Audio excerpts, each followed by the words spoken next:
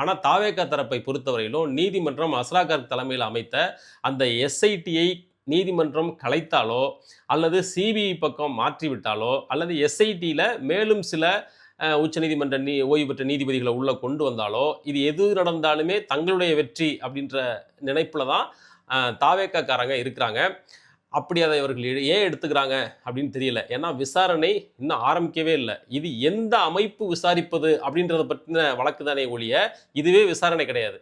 SID விசாரித்தாலும் CBI விசாரித்தாலும் வெளிப்படுத்த போகிற உண்மை என்ன அப்படிங்கிறது தான் அதில் முக்கியம். இந்த திமுக தரப்பை பொறுத்தவரையிலும் ரொம்ப அக்ரெசிவாக இல்லாமல் ரொம்ப மேம்போக்காக அவங்களுடைய வாதங்களை முன்வைத்த மாதிரி தான் சுப்ரீம் கோர்ட்டில் நடந்த விவரங்களை பார்க்கும்போது தெரிய வருது. ஏன்னா அந்த ஷர்மிளா இருக்காங்க இல்லையா, கரூரில் பன்னீர்செல்வத்தோட மனைவி, அவங்களே அங்கே திமுகவோட கட்சி நிர்வாகி தான், தொண்டரணி அமைப்பாளர் தான் அவங்க.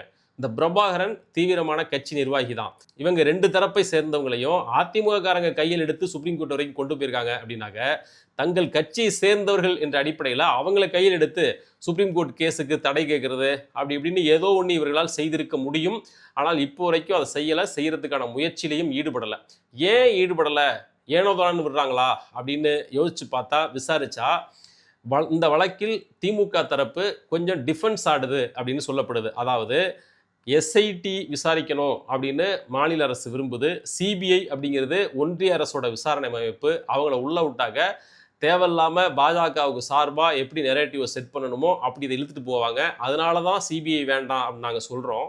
மாறா இவங்க எஸ்ஐடி அப்படிங்கிறது மாநில அரசோட விசாரணை ஆணையம் போல் அப்படி போர்ட்ரேட் பண்ணுறாங்க. அது நீதிமன்றம் அமைச்சது. இப்போ நாங்கள் எஸ்ஐடி தான் வேணுங்கிறதுல தீவிரமாக இருந்தாக்க நாளைக்கு எந்த விசாரணை முடிவு வந்தாலும் அதில் ஸ்டேட் கவர்மெண்ட்டோட இன்ஃப்ளூயன்ஸ் இருக்குது அப்படின்னு சொல்லி இவங்க அரசியல் பண்ணுவாங்க. அதனால் அது என்ன முடிவு வேணாலும் வரட்டும், சிபிஐயே விசாரிக்கட்டும் அப்படின்னு இதை கொஞ்சம் விட்டு கொடுக்குற மனநிலையில் திமுக கோர்ட்டில் நடந்து கொள்வது போல தெரிகிறது.